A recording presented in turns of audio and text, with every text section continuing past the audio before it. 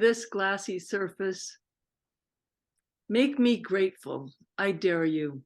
These ponderosa needles covered in tiny stomata, open, close, sip gently our CO2, breathe out their oxygen, and it will pool in the smallest pockets of my lungs, be carried straight to my very own heart, your heart, little drummer. Make me grateful, go ahead and try. These oaks, their dusty, drought-torn leaves, piled everywhere, Ginger's ranch buried with their cartoon shapes and crunchy acorns. My grandson can make them whistle. And those pesky ground squirrels have eaten them, the sunflowers, marigolds, and all the cosmos. Yet my oak dresser, your dining room table, that bookshelf where you keep Van Gogh, sing sturdier than we will ever be. Make me grateful if you can. This enormous lake, those rivers you and I water with only a little bit left over, more fluid than not, legs, oh my happy legs, paddle keen and bright like a canoe at sunset on this glassy surface while ducks write letters in the sky. All right. Welcome to another episode of Poets in Montana. And today's guest is Jenni Fallein. Wow, that was a nice break from the snowstorm that's outside my window right now. I know. Well, it was just Thanksgiving, so I thought, and sometimes it's hard for us to feel grateful. It was kind of a challenge to myself, like, yeah, really grateful? Are you kidding? But, Yeah, we're definitely working harder at it. I mean, in a lot of ways, I guess the pandemic sort of made us feel a little bit more grateful, and which was a good thing because of where we were at just prior to that. We're all ready to blow our goddamn brains out. Yeah. But it's grim. I mean, there's a lot of things. When I the word controversial comes to mind, and I was going to mention that because our last poetry reading, and I might read one of these poems we talked about earlier later on, but it's easy to sound controversial as a poet because there's a lot of dissent and conflict out there, and so we say what's on our mind, and then people, it's a good thing they don't bring tomatoes to the poetry readings, right? Well, I always seem to get in trouble, so I don't know. well, I always kind of see that as kind of part of the job. I mean, because we were educated that way in a way. I mean, look at all the, Lorca, all the, the poets in history who paid for their openness and their stance. So you got one of those handy? Do you want to read us something like that? A controversial one. Whatever. Just So I'll tell you, I'll jump forward, Mark. I'll read this one. I just had this discussion with somebody about greed the other day. They're working on their doctorate, and they were going to be giving a presentation on greed, and it became this interesting conversation between several of us, because it's like, one, how do we call somebody else greedy? Because maybe we need to look at ourselves and, whatever.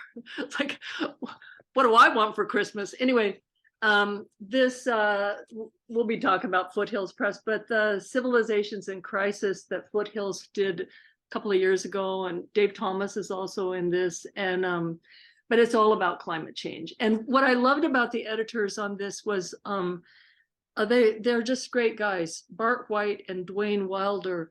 And first they named the book Planet in Crisis, and then they were like, the planet will be fine. It's it's us shooting ourselves in the foot that's the problem, and so the book has the doomsday stuff, and then the kind of fix it stuff, and the visionary hopeful stuff. And of course I'm right at the beginning in the doomsday part, because my background is, I used to be a science teacher, I worked as a chemist. It's hard for me to it's hard to me to embrace the alternative facts. I just like the real facts, you know? So this is called the golden years. I would call it silver, these flashes in the oceanic pan, this sheer light as at sunset, as waves fold over and unto themselves, then froth into the dogs of nothing, a golden scum littered with upturned sand fleas, big as olives, floating in brine. Here too, the ubiquitous mandalas of washed up jellyfish, all mouth, no legs, spit like stars from a furious galaxy. They like it hot. Someone said we are like waves on the ocean, our lives a singular expression from a vast source. Someone said we can do as we wish, all mouth, no legs, abundant stars. On the horizon, an immense cloud bank, big as time, waits to pounce. These waves crash like sorrows, their silver linings loosed like a ripped hem from a heavenly skirt, frayed threads of turtle, koala, monarch, puffin, bluefin, penguin, honey creeper, frog, woven fabric unravels faster than we can say tiger, cheetah, elephant, gorilla, whole reefs of coral, billions of birds, butterflies, beetles, and us, all mouth, no legs. Yeah, in a way that, and even though it's all the doomsday reality of that situation that's in the poem, there it's still it's a very musical experience, and as poetry just is, it's like playing music on the way to your funeral or something. You know what I mean? And which reminds me, of course, that your background, I mean, you have this, it's kind of like, well, folk music is kind of like that in a way, right? I mean, all the folk music was kind of like that, and you have a background in coffee houses and folk music with music, also with painting and with art, and you're sort of one of those, you do it all kind of people, like Greg Keeler. But then you also have a regular day job, or you used to for a long time, as a nurse, right? I mean, Yeah. all these things that fed your poetics. Yeah, I got to thinking about that. Just like, where did this all start? And my grandmother was a writer, and she wrote her own biography, and uh she scribbled poems. So she was also a painter, a watercolorist, so I sort of modeled myself after her. My grandpa was like fishing on the banks. We'd go fishing with them, and I'd be, she'd set me up with watercolor because I sucked at fishing. Anyway, but when I think the turning point of really starting to write so that it mattered, was I was in nursing school, and my part-time job was I was a blood drawer in the nursing homes. So on the weekends, I would drive this little, it was a red car. You shouldn't have a red car if you're a blood drawer. But anyway, it was this little red car that they supplied me with, and, all the vials and stuff, and visiting every nursing home in the town and drawing blood. And, these older people, and you hear their stories, and then you just have to kind of go home and write about it, and again, then probably not very politically correct. I remember there was this, and then I would put them to music. So I didn't write them as poems because I was very influenced. When I went to nursing school, I decided, well, just to get through nursing school, because I don't really love Western medicine. It was just you need a job that pays you something, right? Like, and then you can do your other stuff. And so I took guitar lessons at the college. I was taking classical guitar, and my teacher was great. He was a great singer songwriter, and he was putting like Anne Sexton's poems to music, really interesting stuff. So I kind of was like, whoa, I'm going to write some stuff and put it to music. And that was kind of where I started with. And then it wasn't until I came to Montana and met Roger that, and you, Mark, I was going to tell you, like Roger and I were doing a reading at Bernice's Bakery. And at that time I was still doing more of my original songs. and you were in the audience, and you came up to me afterwards and you said, you know, I don't really think you need to hide behind your guitar. You should give more credit to your poetry. It's okay, girl. It's okay. And and I was like, oh, he doesn't like my guitar playing. But you know, it was actually a really important thing. You and Ed Leahy too. I mean, I feel so grateful that there were these incredible mentors for me in Missoula, because I don't have an MFA in poetry like all the rest of you, you know. And I wasn't going to say this, Mark, but I'm going to confess it anyway. I used to always read a lot of poetry, and I had checked out before I met Roger, before I came to Montana, I had checked out a book by Richard Hugo from the Spokane Library, and I wasn't that impressed, but maybe we cut that out of the recording. But you know, it was like, it was meeting you all who'd been his students that was much more important for my writing. And but it was that singer-songwriter stuff that really got me going, and then just moving from there to just but it's also putting speaking of Ed, and I wanted to show you this. I meant to give this to you. I don't know if you can see it. It says, "The Night My Mother Died." This is Ed Leahy's original typewritten poem. And I put this to music, and we've sung this a million times all around Montana and here too. It's such a beautiful poem, you know, and he and I debated, because he changed the title to "Bring Me a Comb for My Hair." And it was like, no. And the way I had done it, I just made this, I tried to make the voice of his mother, you know, kind of like, cancer is proof that there is no God, you know, and maybe it'll make a man out of you, you know, that just great lines in there. And so I tried to make the guitar strings really speak for her. And I liked that the title still remained "The Night My Mother Died," so that the listener can feel that, oh, this is coming, even though there's this confused, middle-aged, anxious, agnostic son and driving his mother to the hospital, who's kind of grouchy, and you know, so it's a beautiful piece. So Right. yeah. Right. Yeah, that's interesting too. The whole, and I do remember that. I do remember that conversation, the Bernice's Cafe thing. I do remember that, and it was in a way a backhanded compliment.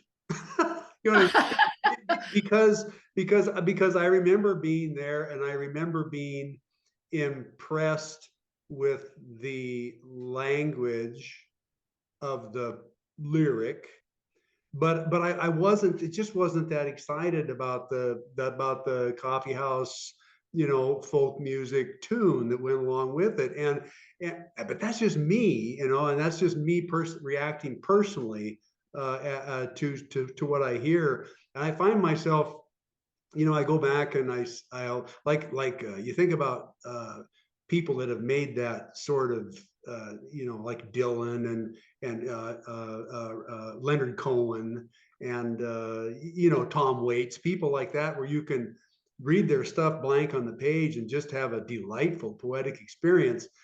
But to hear it with the music is just another, and you usually hear the music first with it.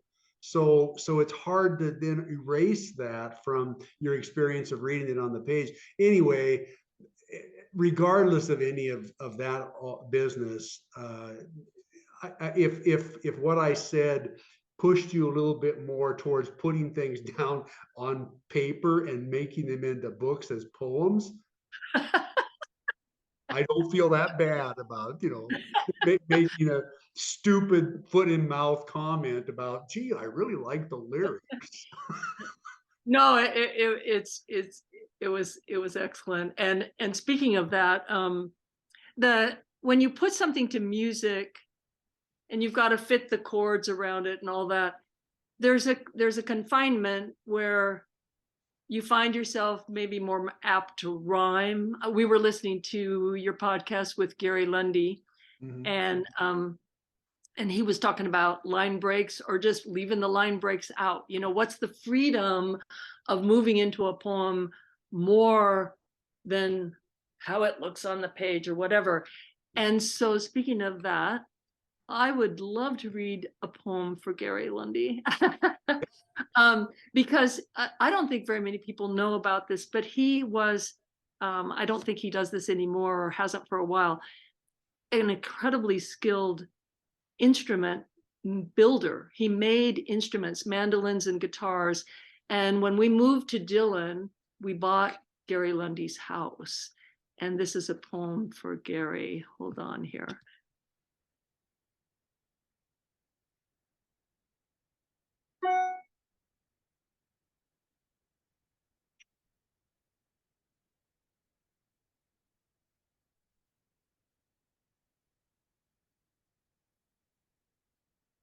Buy my house, you say, so I can go, for Gary Lundy. And we ask, where will you go? All these shelves built with fine saws, your hands, all these books, poetry installed in the laundry, a formal dental office where still dead-end pipes protrude from a hardwood floor, where blood was spit and rotten teeth pulled. To the east, you say, this golden lover waiting your sabbatical, maybe you'll never return to this rodeo town, boys flung like chew toys from a dog's growly jaw, enraged bulls and white folks straight as, well, nothing is straight, is it? Except this fretboard and fresh brass wrapping on the bright strings. I would have cleaned the bathroom, you say, and hand me this guitar you've recently crafted, the shape perfect, curved sound hole, a deep entrance into anywhere. I've strung it just now so you could try it out, you offer, and sit there like a boy in church to see how well I like your newly made guitar. Hear me play one faraway tune before you go. Nice. Yeah. Yeah. It was a very cute moment, you know. We go over there to see his house in Dillon, and he really, he's just like, I'm going, I'm leaving, you know. And so it was terrific for us because we were just settling in Dillon and we didn't know what we were doing there. And then Dillon ended up being great because we had a fantastic poetry circle, and that poetry circle included Ann Haggett. She also, did she put out one of the Foothills? She's in for sure. Poems Across the Big Sky. Uh-huh. You know? And Jed Berry, he's put out a book with Foothills, was in our group. And then Eve Mallow, who is no longer alive, but she's the one that set us up with Elkhorn. So what we did there was we would go up to Elkhorn Women's Prison and teach poetry and yoga, I think every other week for 5 years. We did that, which was an amazing. Where's the Elkhorn Women's Prison located? In Boulder? It's up past Boulder. Okay. And it's a special prison that's they have, the women there have, it's very stringent, and the women have to apply to get into it because it's a rehab center. It's you know, they're felons that have had the history with drugs, but they're really trying to turn their lives around. So they had a pretty good educational program, and it was a fantastic experience. Yeah. Yeah, I'm sure you got some great poems out of that experience. You want to hear one? Yeah, of course. That's what we're here for, of course. Yeah, I think I can pull one up here. Second. Yeah.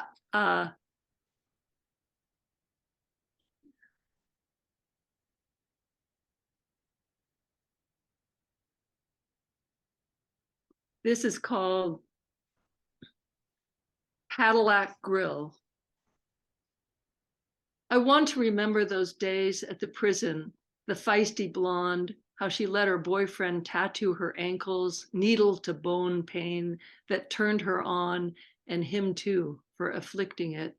How she wrote that poem for her friend who had a grill like a Cadillac, until a love affair with meth. She had to explain to me about smiles and teeth. I cannot recall what kind of car is an empty, gaping mouth. And the woman who'd gone clean got a decent job in a factory where her long hair got caught in a lathe, ripped off part of her scalp, weeks in the hospital, skin grafts, and left with only half an ear, while drip by drip, vein to artery to heart, addiction seeps in deeper than before. When she came home, her family taped over all the mirrors so she wouldn't have to see what they could not repair. I want to remember honesty, bare-chested and piercing, how she is the long sister, long lost sister of despair. Yeah. Yeah. You know, just amazing stories. And I kind of bungled that last line, but yeah, that I got this feeling when we were teaching there that I would rather hang out with those women in the prison because of that just incredible. There's nothing to hide when you're in that place, and they've gone all the way to the bottom and back. You know, we talk about going to the bottom and stuff, and they're so real and they're so honest and they're so vulnerable but forthcoming with just how they see things and how they want to be different and how they see themselves. They're working so hard. And, you know, you go out in the world and people are phonies. I mean, I don't mean that terribly, but, you know, we all have our masks and the different hats we wear, and we go into different situations and put on our smile clips, you know, but, or have to morph ourselves because we don't want to offend somebody or be controversial, insert, you know, at the family dinner or something where somebody in the family has different politics than you do or whatever. And those women were just amazing. And it was, the stories were just break your heart. Oh, and another poem I would like to read, but I'm going to mention this now while I'm talking about them. They, at one point, we'd been there for quite a while, and we did a lot of prompts. We would take tons of poetry books, and we would do, you know, so many of the standard prompts of what's the last thing you stole, or you know, an object you love, or a line from a poem. You know, we'd use Lucille Clifton's like beautiful, who would believe, you know, or things like that. And at one point, because I had, way back in Spokane, I had studied clowning, and with a woman named, what was it, Arena Isaacson or something like that. Anyway, she was actually a professional clown who taught clowning. Mm-hmm. And it's fascinating that there is a formula to how you create yourself as a clown. You know, you don't just be stupid. You like, you choose a weakness and you say, okay, I'm going to take that weakness about myself. Like my clown character, Rosie, chose anger. It's a good thing Roger's not here to talk about that. It's like, you know, and so you take your weakness and you exaggerate it, you repeat it, you ridicule it, you know, but it's you're actually just beating that weakness to death in a way with outrageousness, and it lightens your own heart. It's actually very healing. I mean, it's a therapeutic thing. And then it's also, other people think it's funny, which is ironic because it's actually, you know, like that's why you see clowns that have the crying face and whatever. It's actually not that funny, but then we laugh at it. So we taught them a little bit about clowning as just a way to open up their poetry a little bit more. Mm-hmm. And it was so powerful because they came back and it had really affected them. And again, with that honesty, finding their own weakness was not so hard, you know. And they did little performances, or they just had at least written it in a poem form. And almost all of them, it was about body image, and that it came around to that their going back on drugs or trying drugs had to do with that they felt they needed to lose weight. They had to have that perfect little, body, and the boyfriend or significant other or whomever, their dad, had made them believe that they were not beautiful enough and they were not Yeah. svelte enough, Style, So yeah. yeah. Yeah. So So, I mean, it's not surprising that, I mean, that's obviously not surprising what you're talking about, the whole body image thing. I mean, for crying out loud, in this culture, in this society, we're bombarded with it on a daily basis, but, and have been all our lives. But the idea that they are much better candidates to write poetry, simply because they have lost everything. They have had everything stripped away. They have been imprisoned, basically, and broken down, whereas the rest of us walking around out here, just like they were before, are able to put on our little masks and take our drugs and do what we need to do to get along, yeah, But yeah, it's the vulnerable situation is going to write a good human poem. absolutely, absolutely. And then writing about their children and that they lost their kids and lost everything. And even though that's that extreme imprisonment situation, that they are universal themes. I mean, it really brings you back down to just straight what's humanity, what's your humanity all about, Right. but, But there was so, you mentioned that there was another poem along that line that you wanted to share. yeah, I want to go back to, along with the singer songwriter stuff, and being a nurse, I was a nurse for years, and I didn't, there are no poems about her in my book, but I wrote about this little girl, Tiffany Turner, in the back of the book, just in my bio. And really, I would say she was my guru, like my teacher about living, because she had a rare form of muscular dystrophy. She was on a ventilator from the time she was 6 months old. She wasn't supposed to live past 1 week old. She lived to be 14 years old, and I was her nurse. And she learned to talk. In fact, some of our first songs was we would write songs together. And at first she could do signing, and then she learned to talk and sing beautifully around this trach. And so we would do street music. And man, if you want to collect money in your guitar case, have a little girl in a giant wheelchair, with a breathing machine, and her hands, actually, she reminded me, how Ed had fluttery hands, Tiffany also had that fluttery hand thing. And she would sing, and then we would get all this money, and they said, well, how do you want to spend your money? This is yours. And so we had a great time. And I want to read a poem for her. So, but yeah, she taught me, even though at age 5, I think she decided that she'd had enough of going back and forth to the hospital and, getting another central line put in because she got sick or something. So she decided to be, no code, meaning do not resuscitate, at 5 years old. So we would have pretend funerals. We would, she was the most funny person maybe I've ever met. I mean, just really amazing. So Yeah. this is for her. And it's called Barbie Wars.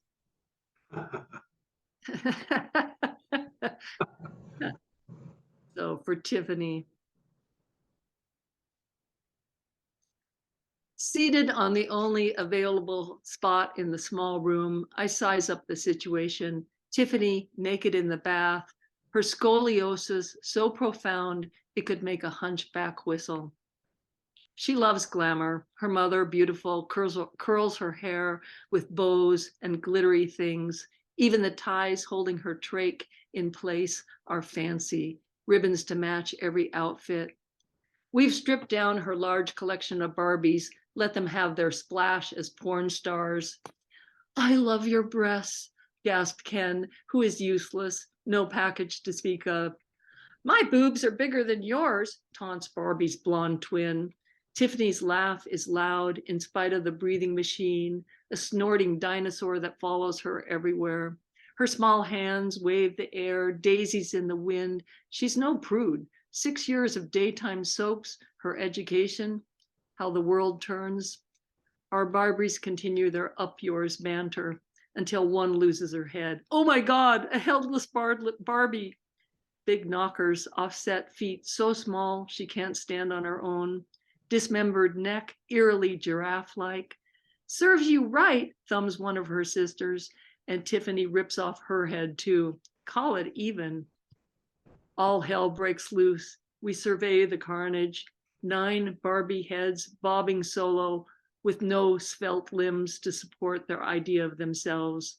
And 9 dumb bodies, blind to their own endowments, teeter on the edge. We decide to banish them to separate planets, one for the headless, nice and quiet, while the heads and all that hair get sucked into another orbit. The bathwater cool, our deed done. We lift Tiffany's perfect body from the tub, and Ken is left to float in a sea of hopeless desire. But he kept his head. So, yeah. And it's interesting, you know, the whole Barbie doll phenomenon, but then with a little girl like that is so, you know, the body's in a different configuration, and yet this heart and mind.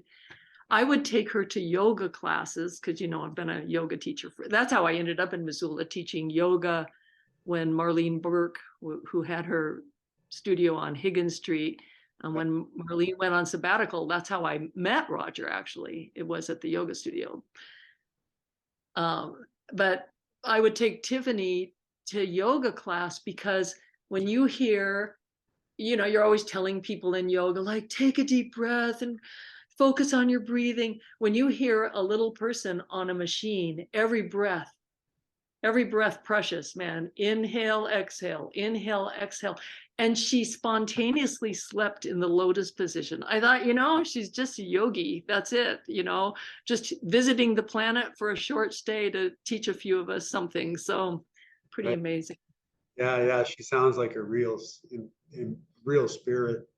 And we also should mention, since you've referred to himself a number of times, that Roger is Roger Dunsmore, the poet Roger Dunsmore, you are married to forever. And Ed as being Ed Leahy, the other old poet from Montana that we all had in common. Big influence on us.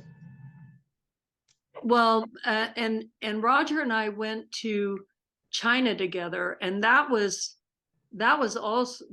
our first poetry circle, because, you know, we still have a poetry circle. That's been kind of our lives ever since we've been together. And we went to China early on in our relationship, and we started a poetry circle with the students there. We were English teachers, and it was amazing. And when I got home, I typed up all my China poems and put them in a notebook and gave them to Ed Leahy to read, because it was kind of my first collection. I don't know where that notebook is, Mark. It's like, I don't, you know, you mentioned, remind me the name of the poet who's a nurse that you did the podcast with. Mary Jane Nealon. Yeah. And she said she wished she would have kept better journals early on. And I got to thinking about that, like thinking about talking with you here and realizing that thank goodness for the things that have gotten published, because I've gotten a new computer since the old computer. And there was a poem that I had written for Ed way back when, because we used to always have breakfast with him in the trout room. Is there even such a thing as the trout room anymore? Where? Do you know? I think it was in the grocery store. Maybe it was there. you know, he had that apartment, and then it was the first apartment, not the second one, not the last one, but the one before that, and kind of more over near the good food store, and there was a little restaurant adjacent to or connected to the grocery store, just a funky place, and it was called the Trout Room. And Okay. we would go there, and Ed in his, I think he had kind of one maybe sort of silk shirt that was a little bit of a Hawaiian motif, Oh yeah. rumpled, so rumpled. And we would have breakfast with Ed, and so somewhere in my life or on some dead computer is that poem about Ed in the Trout Room. But Right. anyway, Right. um, Yeah. Yeah. So much is lost in terms of what's, I mean, because of that, and maybe even more so because of the digital age, although paper disappears too. So yeah, yeah, yeah. And in fact, you know, if it's appropriate, Mark. everything's appropriate. Well, you know, I mean, I think maybe all of us that do this thing called poetry are a little bit crazy, but um, I have a poem for Malcolm O'Leary, who is no longer on the planet, nor is Ed. But one time Malcolm stopped by, and I think it was one of the time that maybe Ed went in and out of the hospital a few times when he'd have a breakdown, you know, and I think it was one of the times, one of those times, and Malcolm stopped by, and he was there basically to visit Roger, but Roger wasn't home, so I got to sit and talk with him, and it was an incredible conversation, which I wish I had a recording of, because Malcolm also suffered from bipolar, and he sat there and explained to me about what it feels like to be a bipolar person, and it was so articulate. And you know, you cannot get into somebody else's head like that, and for him to be able to speak it to me. And so I wrote a poem that doesn't nearly capture what the kind of feeling that I got from him telling me, but it was a real gift to hear that from somebody, because you know, if somebody goes into delusional thinking, that's where they are. They're not going to explain to you, oh, I'm rather delusional right now. You know, it's just like they're over there in that land. And Malcolm was so articulate. So I'll read that if you know. That's a good idea. And it was in these lovely little Trestle Creek Review that is put out by the North Idaho College here. Roger and I submit to them every year. So this was in Trestle Creek Review for Malcolm, who explains, it is, you say, the wobble topple of a child's toy, spun by chubby hands, a bit of a spin, sometimes glorious, then off the table's edge and plummets through delusional air. Your friend Ed is banned from Albertsons, believes himself engaged, drops off love notes to the beautiful young baker, a tiny Vietnamese who needs the dough like 911 and does not know his name until the store manager calls the cops. Not your story, but you know the brink. You've gambled the precarious pivot into bipolar land. Have you eaten? I ask. Not today, you say. We wait for gyros, chew slowly, your eyes white as Wild Horse Island.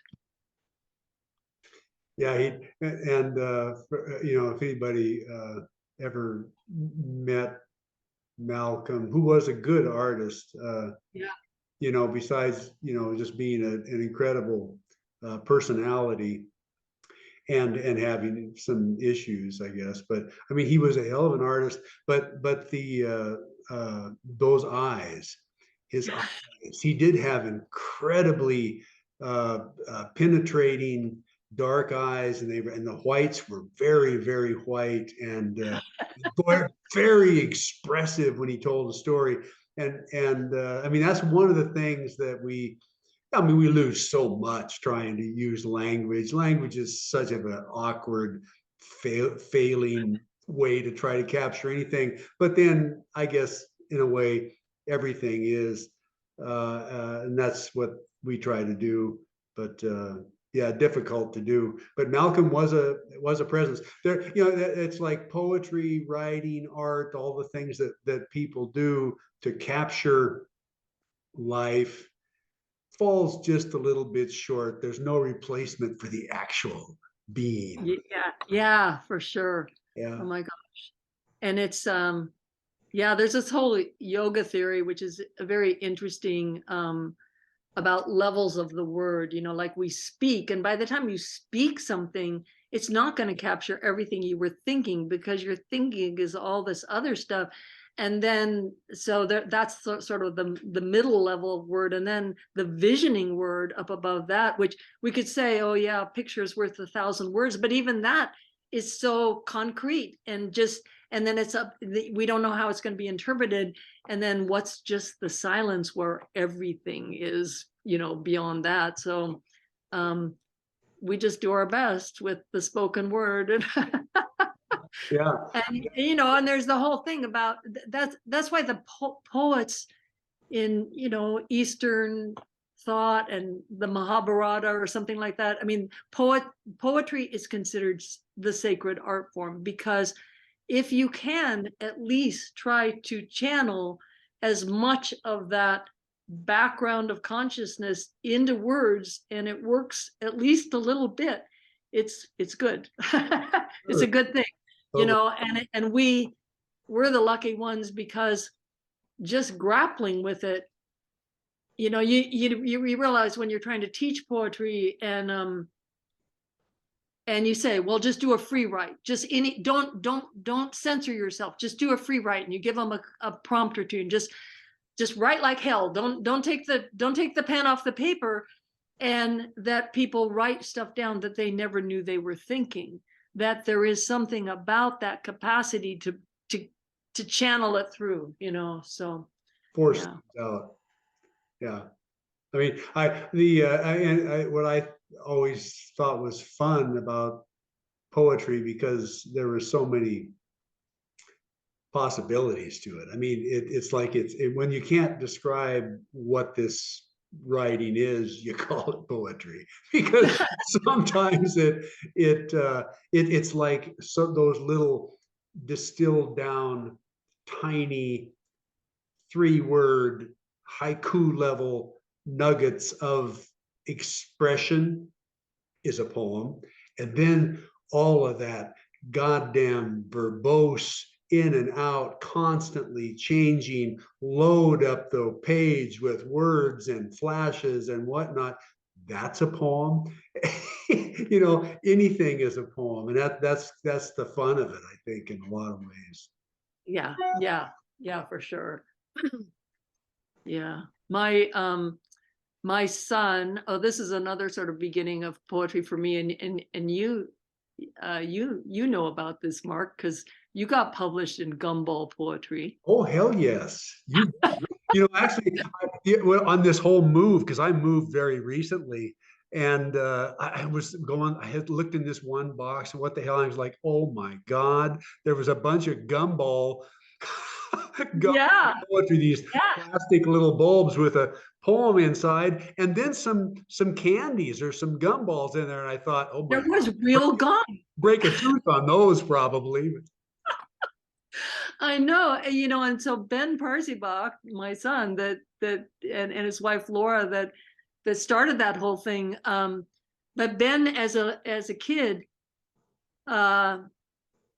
used to love to write haiku poems. He thought that was just, you know, 4 lines, and he kind of liked the mathematics of it or something. We'd be driving in the car, and he'd be writing these little haiku things, and then, you know, he's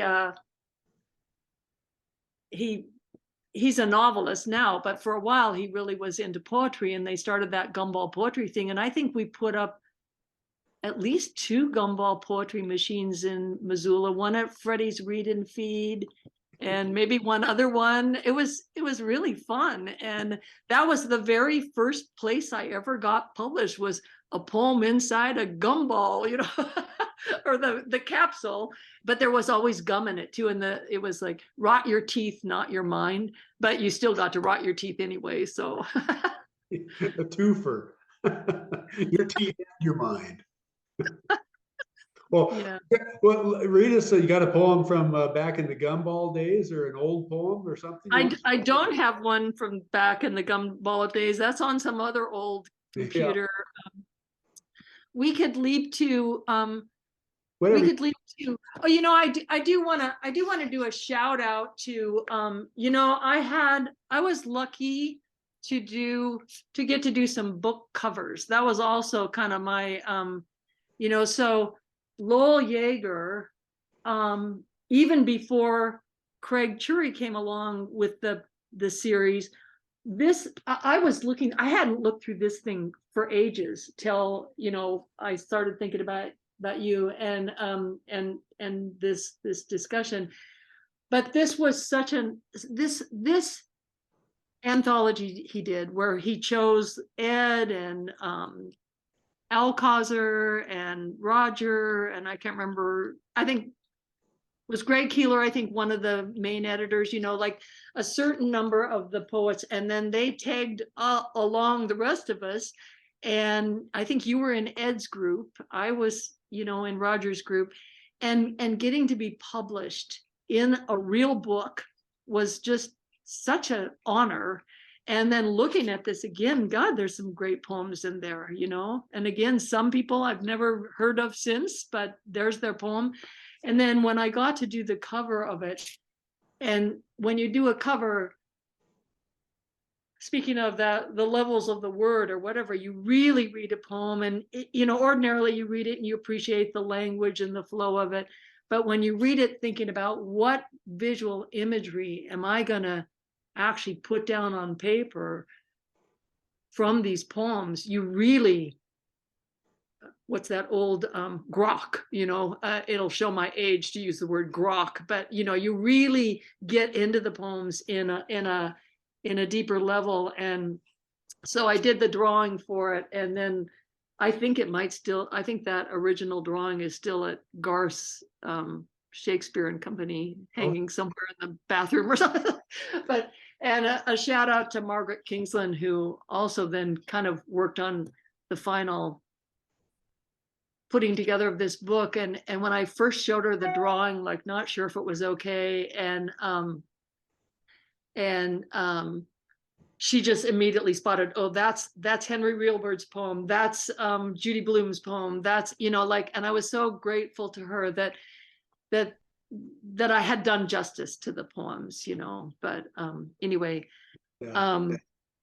but I do not have a poem from Gumball Poetry. Well, But we could go to yeah, the book. yeah. If beauty were a spy. So do you have a request? Well, when I was leafing through and reading those ones that we kind of talked about when we were exchanging the email, the one that jumped out at me and grabbed me by the leg was Pause. Okay. I got it right here. Yeah, I love that you brought that up. I hadn't even remembered it.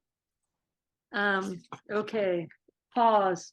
I miss her licking, tick, slurp, beside the bed, middle of the night, early in the morning. Pause slobbered, slicked down like alfalfa's hair on the Little Rascals show. I miss it like crazy, even though that's where it drove me.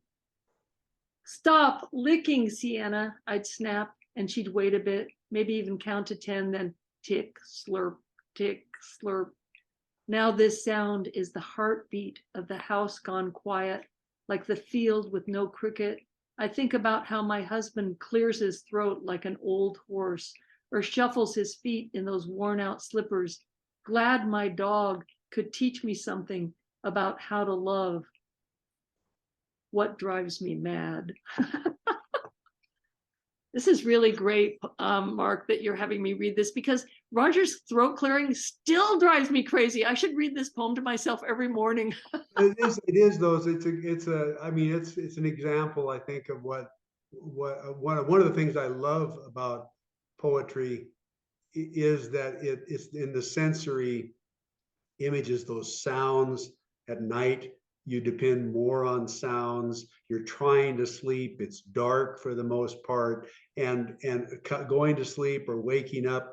And what sounds do you hear? And oh my God, the sounds of a dog, licking and chewing at those nails and paws, and the and the and then the visual of it and seeing those things after the mat. But that tongue, the sound of that tongue work, and then slippers and all this, because it's always so quiet at night. The sound shit works really great in that poem.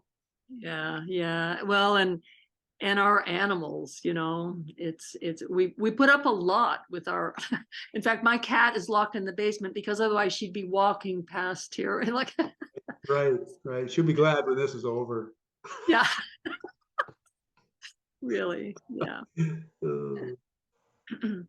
So what's another one in there? Read us another one from Let's do Hawking God. We were talking about controversy, and great poem. and even though this poem it's a little bit outdated in the actual events that I'm talking about, but there's still the horrible hurricanes. In fact, there's been so many horrible hurricanes we can't even name them all. There's still the what do you call them, theories? The conspiracy? Yes.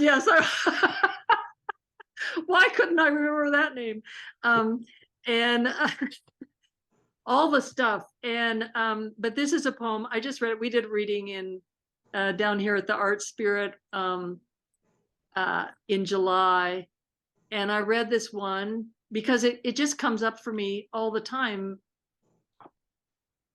that I personally really like the message that I try to get through here, and I suppose maybe my particular yoga philosophy background is that consciousness is in everything. It's like all the little compartments that people put God and religion in, and then they fight about it. So this message for me is important, but afterwards I got into a conversation with somebody and realized, oh geez, another controversial moment in my poetry readings. I think I'll just interject this. Every time I talk about the word controversy, we did a poetry reading years ago at the Quarry. That's someplace in Montana, and it was really great venue outdoors, and it was a fundraiser, a silent auction for Guatemala, and it was hosted and run by a really great guy whose name I don't remember. Gabe, Who was it? Gabe Fershon. Yeah. Anyway, so I did a poem. Actually, it was a song. It was because I still do song stuff, and I had put to music La Cucaracha, but I had changed the lyrics to La Coca-Cola because cucaracha is that trickster, pesky, sly, you can't trust him guy, and La Coca-Cola. And we had gone to Guatemala, and the Coca-Cola signs everywhere, Coca-Cola buying into the schools, and then they're just using up all the clean water. And so it was another one of but here they are, we're at this nice silent auction, and they're serving pop to everybody. And I'm going, La Coca-Cola, anyway. So this, I get in trouble, but this is called Hawking God.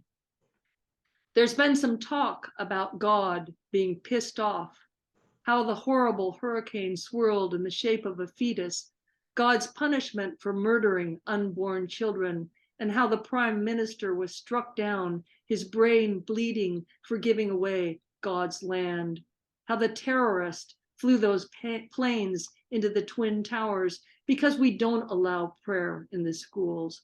Well, I'm telling you, they're wrong. I know, because I've got God in my car right now. I had to back down the shoulder of the interstate to pick him up, lying in the middle of the road, everybody else flying down the highway without a second glance. I wait until there are no cars, run out into the middle, gently carry him. Blood is coming out his nose, limp, maybe a broken neck, but otherwise beautiful, pure white, with some flecks of dark, just like you'd expect God to look. I can feel the heat rising off his body, tell him about my friend, how we'd been telling her, be a bird, fly away. And I think that's what happened to her spirit anyway. The rest of her will scatter around the meadow, let her become part of sequoia, ponderosa, and wild poppies. He can't nod because of that broken neck, and I apologize for the highway eating up the river's edge and the awful noise we put into the air and water. But God just rides along, all silence, all wings. Taking care of what God takes care of. Yeah. Well, I resisted the urge to do what I do best, which is be a clown and say blasphemer, that kind of thing, because it is. I mean, I grew up in an environment where I had an early education about organized religion, and the comparison between that and politics and corporations, and the image of the Pope blessing Mussolini's planes before they flew off into the horizon. So I mean, it's we're human beings. I don't care, any way you want to slice it. Human beings parade around and do human things. We're all flawed, but yeah, the concept of God, I guess, whatever that may be, to me, and I'm sure that you probably agree, it's like it's what we don't know. It's what we know, but we can't know. We don't know. We can't explain it, and so what's the point? But it is this feeling of connection that we have with all we know, which is all we know. Yeah. I don't, yeah. Yeah.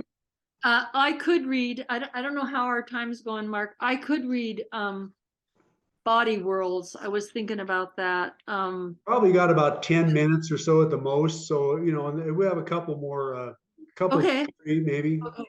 And we should read that one for Roger before I go also. Or I'll be in trouble, But to your point, yeah, so Body Worlds, if people remember, there was those traveling shows where some guy who I think originally his work was just to make cadavers for the medical field or something, but his wife, I think, was a sculptor, and they developed a way of preserving cadavers. Did you ever see it?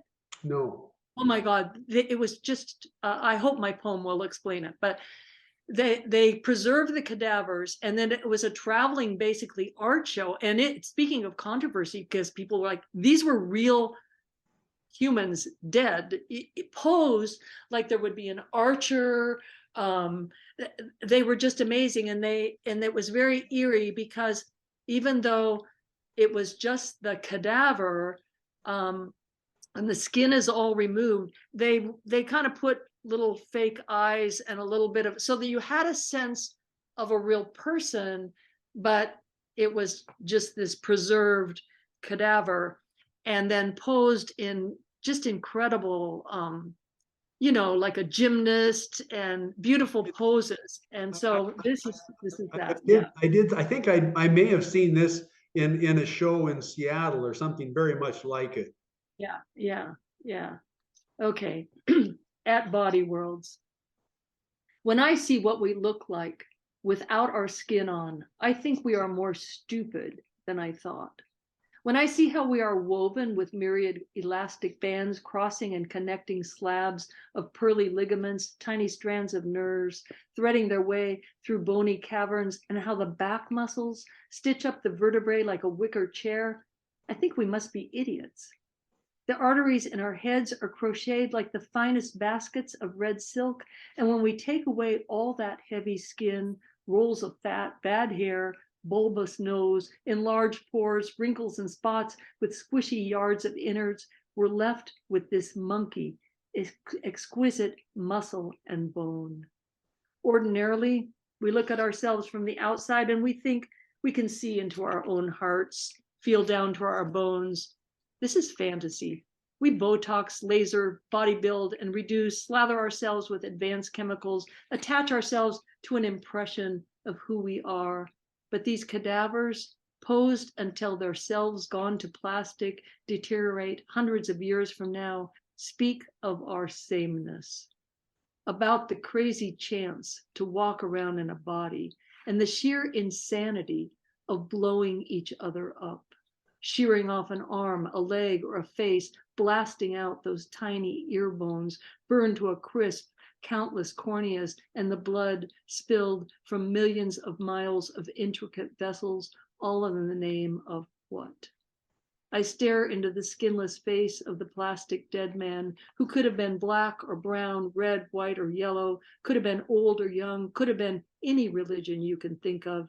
And I tighten up my trapezius, stretch around the clavicles, lift my patellas in secret code to the unwavering cadaver. My diaphragm sucks air from the room and my bones are speaking, warning me, this body, can I even call it mine, was never meant for casual destruction. Yeah. It's my anti-war poem. Yeah. And my anti-gun poem, you know, that's another song that I've sung a bit around, and it's always hard. But before all these mass shootings, one of the first happened here outside of Spokane at Fairchild Air Force Base. And I was the nurse for one of those kids that got shot up with an assault rifle. And it just ravishes the body. And so I wrote this song called What is Fairchild? You know, and about night and day, the mom would be there by the kid's bedside all day. The dad would be there by the kid's bedside all night. And looking at this child, 4 years old, that would never be the same. And, you know, now it's almost like every other day you see it in the news. And that's why we write poems. Almost every day. We hope we make a little bit of impact. You know, I do have a lot of hope for art being a voice, and we have to be careful and keep our sense of humor and do the dance. But, you know, I think art really has that place of helping the world, you know. Oh yeah, yeah. I mean, art's essential, I think. Yeah, that's an issue that you know, I mean, there's a lot of people in the world. That's well, we're not gonna even go into this now. We don't have time to go into this because this is a rabbit wormhole, whatever you want to call it. Yeah, but let's do another poem. Okay. I'll do well, I'll tell you what, do we have time for two? Sure. Okay, because I would like to do one that speaks for my main gig these days is teaching meditation. So again, to the point of like hoping to kind of dip deep into consciousness, you know, if we can change people's mind to be a little bit more connected to everything versus contracted from everything, then maybe that's a good thing. So this is just a poem about meditation. I teach for a meditation school called Blue Throat Yoga. So this is called Where Light Comes From. And then we'll do the one for Roger. Let's see if it's going to come up. There it is.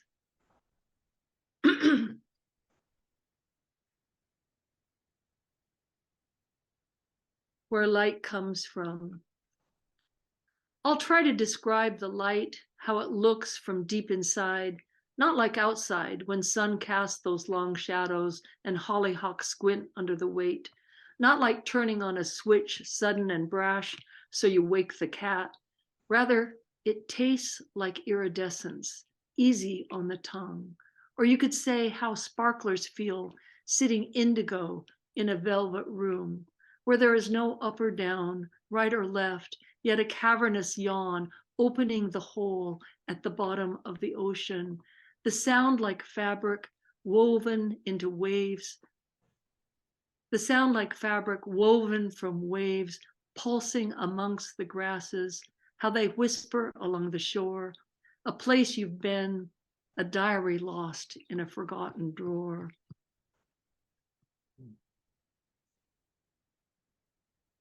So, I think everybody has whatever it is about civilization, back to civilization in crisis and our urban life and culture, talking about the Barbie dolls and things like that, and imprisoning people that maybe should never have been imprisoned. I was a teacher for years, Yeah. and you didn't want to stay teaching in the standard public school. I mean, because our education system maybe is not steering people into that open-mindedness, that accepting and working through controversy and exploration of difference. Our education system still needs a lot of work to open people's minds better. And I was always getting in trouble as a teacher also. And but if that I think that we all have that, back to that consciousness and that connection. All of us in our heart of hearts have that benevolence, have that source of consciousness, but it just gets sort of squelched and masked over with the sort of brainwashing of dogma and institutions, etc. And so we're trying to take off those masks and those veils. That's why speaking with people in the prison that have removed those all is so beautiful, because there's nothing left to lose. I'm all heart, I'm all open, and just Right. let it rip. I'm ready to live my life in the best way possible. And a lot of us go around not in that place. I really sound like an evangelical preacher. Well, I mean, it's part of it is it's because of the old system. I mean, the old style of, the Henry Ford style is still a part of education. We treat everybody like they're the same thing, and that's just a really and censorship. Everybody's so worried about stepping on anybody's toes, and of course the first toes uh, to be stepped on have to do with this religion, which is supposed to be separate from the state, but yet we all know it's not, and it's very much there in this shadow over the top, and people seem to want to dance to that tune. It's one of the problems I have with censorship in general, and one of the things I like about doing a podcast like this, as opposed to even doing something on, like NPR or something, where, if I say, well, what the fuck? And I get beeped, and there's a big beep sound or something, or there's a dead silence, and I sound like a fucking idiot. What's wrong with someone if they want to say something that needs to be said in an adult environment, to just say what you need to say, and don't tell me I should be more creative with my vocabulary.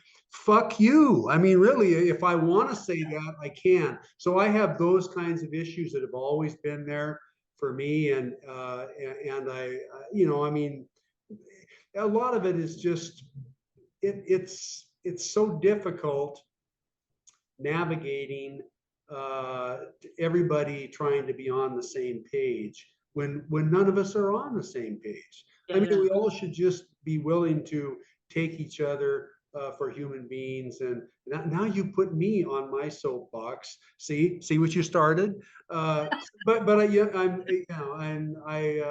anyway, I agree. I understand what you're saying about all kinds of things: education, communication, religion. Well, and there's that, there was a guy whose name I can't remember, but he wrote a fantastic essay in the Atlantic years ago called Against Schools. And I think he wrote a whole collection of essays, but it was that, and he backed it up with, a fair amount of research and the history of our educational system. And so his essay called Against Schools, talking about how there is really this, create good citizens, and there is a class structure, and there are people in power and the authority versus you're the inferior one, and you stand in line, and you do as you're told, and you sit in your desk and you do meaningless work, and you learn to like it or leave it, kind of thing. And as you know, myself, well, one of my teaching jobs was on the res in Worley. And luckily I was the creative arts director. So I arranged with the principal, we aren't going to grade these kids. Nobody's a failure in my classroom. And to be able to do something different with those kids and relieve that sense of being told over and over you're a failure, especially if you're a creative kid. And my master's degree in education, I did my thesis on how art enhances the self-concept. And if you have a good self-concept, you do better in school. But a lot of our education is crushing the self-concept. And then if we have budget cuts, art is cut. And, thank God for poets in the schools that go as volunteers there, because it's building those kids up. Nobody, if there should be a law against, if you're under the age of 21, there is no such thing as a failure, or maybe under the age of 50. and I mean, seriously, I mean, those other cultures have, I guess, quite a bit to teach us about that concept of cooperation versus competition. But obviously in the arts, there is no competition, even though we build it in this society, because we have to build competition into everything. That's just how we fly. But anyway, I wish we had more time. We had to do another episode because we don't have too much more time to be rattling on like this. We have enough time for you to read that last poem.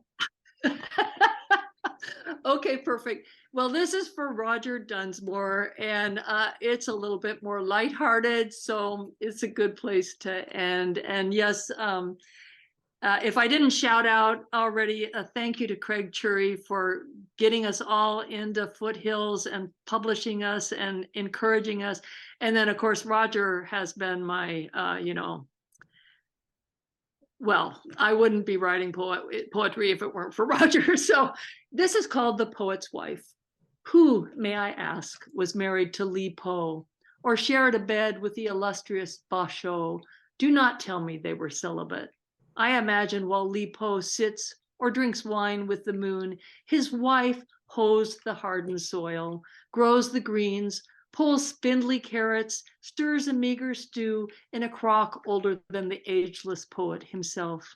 She will patiently ferment her caterpillared cabbage, the juice of which he will imbibe, while she endures his hiccuped mumbles and multifarious metaphors. When the poet is out, she lets down her hair, climbs the hills, recites melodious recipes for half-gnawed Gravensteins that the deer will finish by morning. Not prone to chatter, she will take the neglected path, measure time by the notes of shifting light as they play on a forever river, then hurry home to prepare Li Po's evening meal. For our dinner, my husband has traded an entire volume of his selected poems for an extra large pizza with portobello mushrooms and pesto sauce.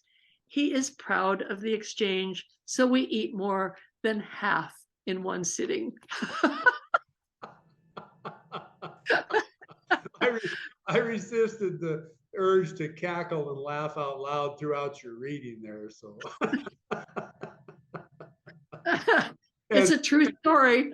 and of course, that also reminded me of one of the other poems that you had sent me that you read. It was the one where you were writing about moving the boat, And the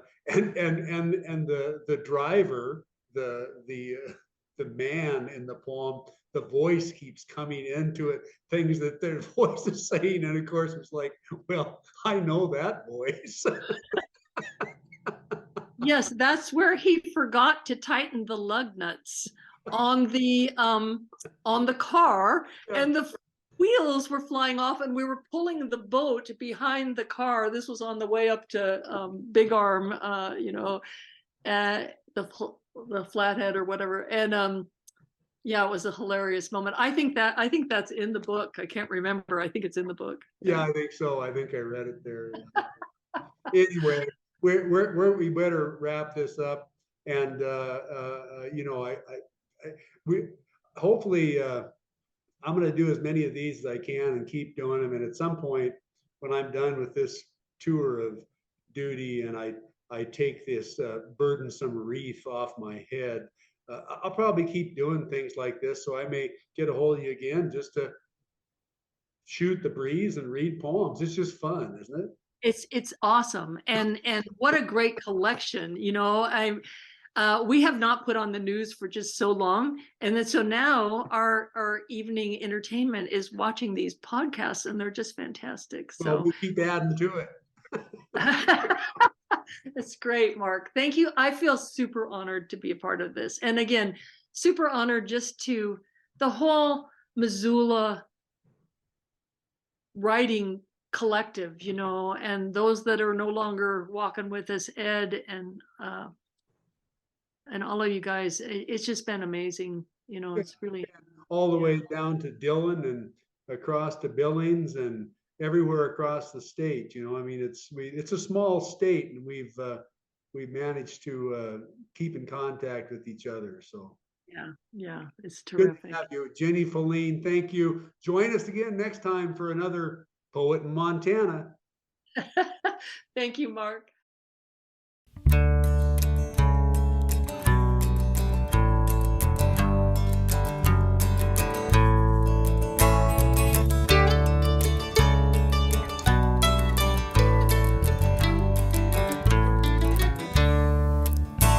Your lifetime filled